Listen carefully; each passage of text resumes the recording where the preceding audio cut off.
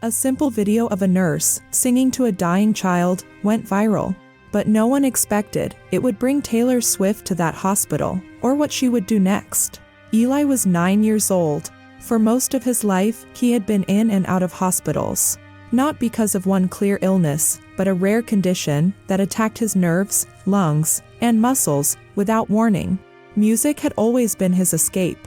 And for Eli, that meant Taylor Swift.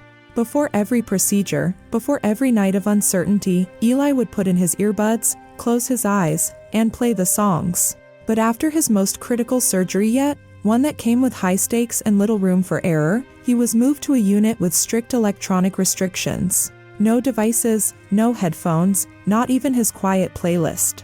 The machines monitoring him were too sensitive. Anything wireless could interfere. And just like that, the one thing that helped him feel safe was gone.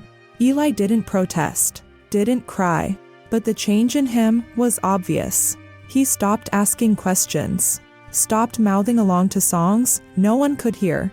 He just lay still, day after day, looking at the ceiling. Leah, a night nurse, who had cared for him on and off for months, noticed right away. She'd seen kids struggle, but this was different. Like something essential had been shut off inside him. One evening, while checking his IV line, she paused. "I remember your mom saying you liked Taylor Swift," she said casually. "Still a fan?" Eli nodded weakly. She hesitated, then said, "You know, I'm not a great singer. But I do know that one song you like." Eli turned his head. Just a little. Just enough to show he was listening. So Leah sat down, and in the quiet hum of monitors and low hallway lights, she softly began to sing, "Never Grow Up." Her voice wasn't perfect. It wavered, but it was honest, gentle. And for the first time since the surgery, Eli closed his eyes. Not in exhaustion, but in calm. What Leah didn't realize was that another nurse, Beth, had stopped just outside the room after hearing Leah's voice. She didn't say a word. She just stood there, watching the moment, moved by something she couldn't explain, and silently recorded it. Later that night, Beth sent a short 43-second video to their small nurse group chat. The video wasn't posted publicly, but someone shared it with a friend. That friend sent it to someone else, and it began to circulate. And eventually, without anyone in the hospital knowing, the video landed in front of someone on Taylor Swift's team. A week passed. Eli's condition grew worse. His parents barely left his side. Leah kept singing. Not every night, but often.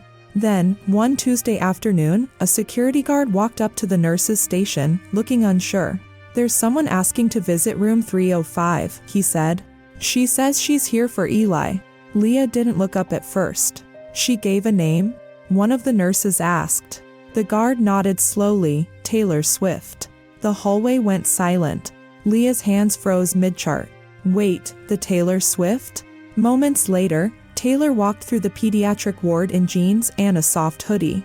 When she stepped into Eli's room, his parents were speechless. Eli was asleep. Taylor sat beside him, brushing a loose strand of hair from his forehead.